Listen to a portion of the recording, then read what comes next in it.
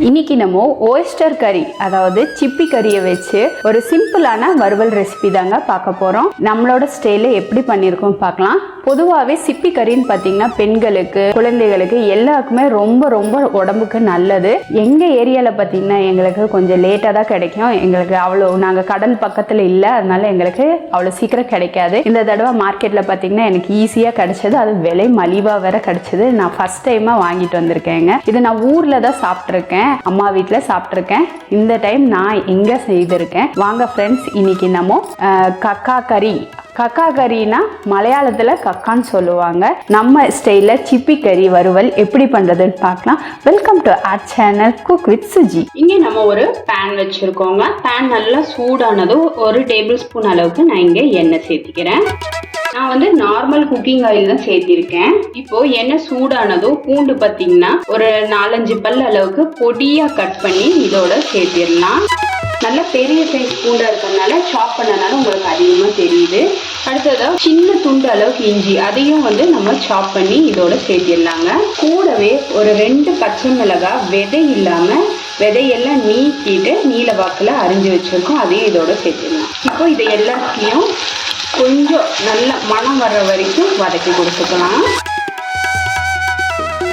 நீங்கள் இஞ்சி பூண்டு வந்து பேஸ்ட்டாக சேர்த்தாலும் நல்லா தான் இருக்கும். ஆனால் நம்ம இன்னைக்கு நல்ல ஃபைன் சாப் பண்ணி சேர்த்திருக்கோம். இது பார்த்திங்கன்னா நமக்கு நல்லா வறுத்து வர்றப்போ சாப்பிட்றதுக்கு பல்லில் படும்போது கொஞ்சம் நல்லா இருக்கும். அதனால இல்லை நீங்கள் வந்து பேஸ்ட்டாக சேர்க்கலாம் அப்படின்னா பேஸ்ட்டை சேர்த்திக்கோங்க, ஒன்றும் தப்பு கிடையாது.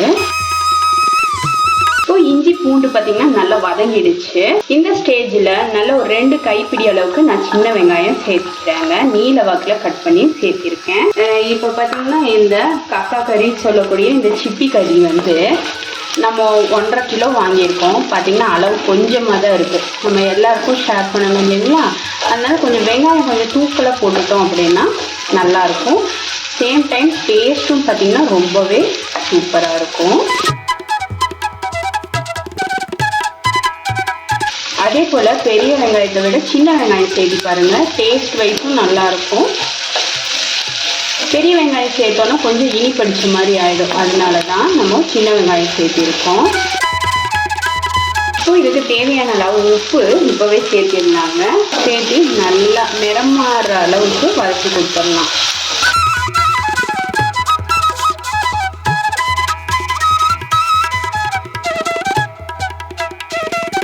இது வந்து பார்த்தீங்கன்னா ஃபில்லட்டுங்கிறதுனால நான் ஃப்ளேமை வந்து மீடியமாக வச்சு தான் குக் பண்ணிட்டுருக்கேன்.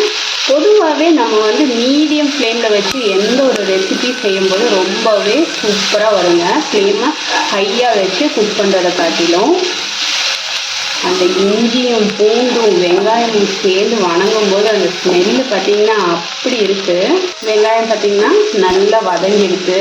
இந்த ஸ்டேஜில் கருவேப்பிலையை சேர்த்திடலாம். இப்போ கருவேப்பிலையும் சேர்த்தி நல்லா வதக்கி கொடுத்தாச்சு.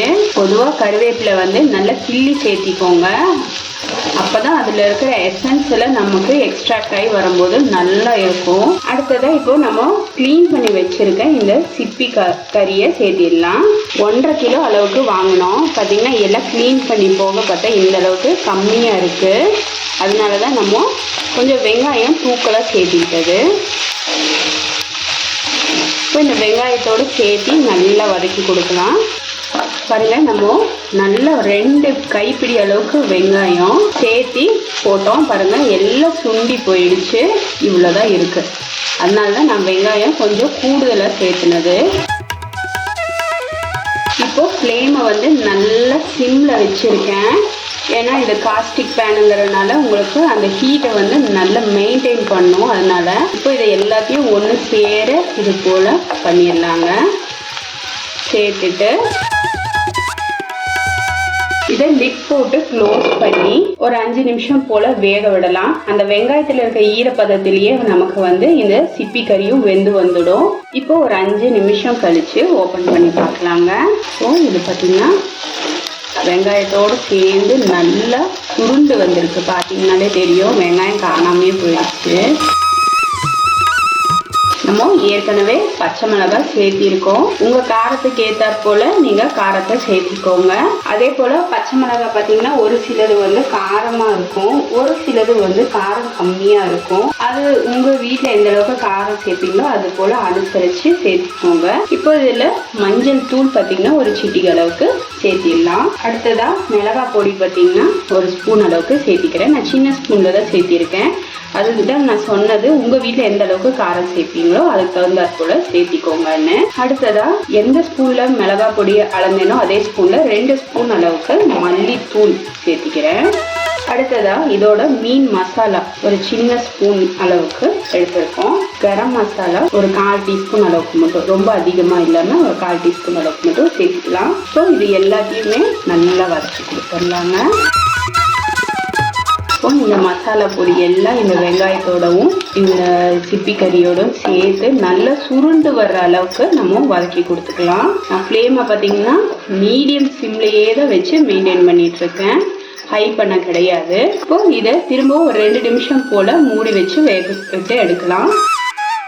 ஒரு 2-3 நிமிஷம் கழிச்சு ஓப்பன் பண்ணி லைட்டாக இது போல திருப்பி விட்டுடலாம். நீங்கள் ஸ்லோ ஃப்ளேமில் குக் பண்ணும்போது உங்களுக்கு அந்த டேஸ்ட் நல்லா இருக்கும். ஃப்ளேமை ஹை பண்ணிட்டீங்கன்னா டக்கு டக்குன்னு வெந்துடும், உங்களுக்கு அந்த டேஸ்ட் அந்த அளவுக்கு இருக்காது. இப்போவே பார்த்தீங்கன்னா சாப்பிடணும் போல் இருக்குது, அந்த அளவுக்கு சூப்பராக ரெடி ஆகிட்டு இருக்கு. இது திரும்பவும் ஒரு 2 நிமிஷம் போல் மூடி போட்டு வேக விடலாம். அந்த மசாலா வந்து குக் ஆகிறதுக்காக தான் நம்ம வந்து இது போல் லிட் போட்டு க்ளோஸ் பண்ணி எடுக்கிறோம். ஒரு 2 நிமிஷம் கழித்து எடுக்கலாம். இப்போ இதை ஓப்பன் பண்ணிடலாங்க. பார்த்தீங்கன்னா மசாலாலாம் நல்லா குக் ஆகி பச்சை மணமெல்லாம் போயிடுச்சு பாருங்க. வெங்காயம் நல்லா வதங்கி நல்லா சுருண்டு வந்திருக்கு. இந்த ஸ்டேஜில் நான் ஃப்ளேமை கொஞ்சம் தூக்கி விட்டுக்கிறேன். இது நல்லா ரோஸ்ட் ஆகட்டும். இது போல் ஐரன் கடாயில் பண்ணும்போது அதோட டேஸ்ட்டே இன்னும் கூட கொஞ்சம் தூக்கலாக தாங்க இருக்கும். முடிஞ்ச வரைக்கும் எல்லார் வீட்லேயும் ஏதாவது ஒன்று வந்து இந்த காஸ்டிக் பாத்திரங்கள் இருந்தால் ரொம்பவே நல்லது. நம்ம அதை மெயின்டைன் பண்ண முடியலங்கிறதுனால தான் நம்ம நான்ஸ்டிக் எல்லாம் தேடி போகிறோம். ஆனால் நீங்கள் இது ஒன்ஸ் பழக்கிட்டீங்க அப்படின்னா நான்ஸ்டிக் பாத்திரத்துக்கே தப்பு கொடுக்குங்க.